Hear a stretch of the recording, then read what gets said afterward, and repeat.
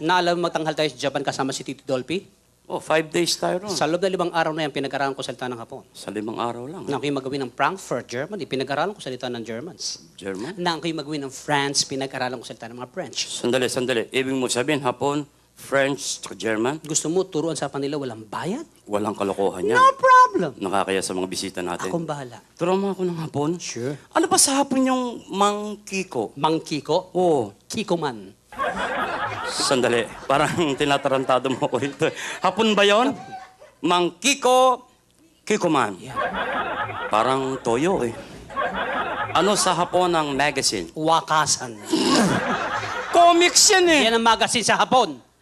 Wakasan. Yan. Ano sa Hapon ng mayaman? Nakakutsi. Anong nakakutsi? Hindi ka mayaman doon, magkakutsi ka. Klasang Hapon. Parang Tagalog talaga Akong eh. bahala. Ano sa Hapon yung binitay na? Ichigaray. Patay na yun eh. Ako... Kaya binabanggit ito tularan eh. Serious tayo. Serious. No more fooling around. No more fooling around. I-Englishin ko, hahaponin mo. English Hapon. Serious na. Serious. Ano sa Hapon ng is this your car? Is this your car? Ano sa Hapon yan? Oh, tumuto. Parang Tagalog talaga eh. Hapon, ang kulit eh. Ano sa Hapon ng is this my car? Is this my car? Ano sa Hapon yan? Oh, tukuto. Talagang tinatarantado mo ako, Sino no? ba nag-aral? Ikaw. O racket ko to.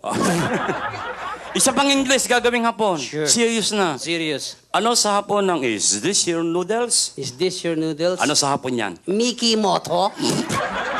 Sarado na yun eh. Ano sa Hapon ng kalbo? Bemboroko. Artista yun eh. Sa tatong hindi pa inihalo sa Tagalog yun. Sa mga hayop naman tayo. Sa hayop. Ano ang baboy sa Hapon? Baboy? Yan. Kamukha mo. Sige, tumawa kayo. Tataba din kayo, kala nyo. Anong baboy sa Hapon? Kamukha mo. Eh, gwapo. O, kamukha ko. Buiset!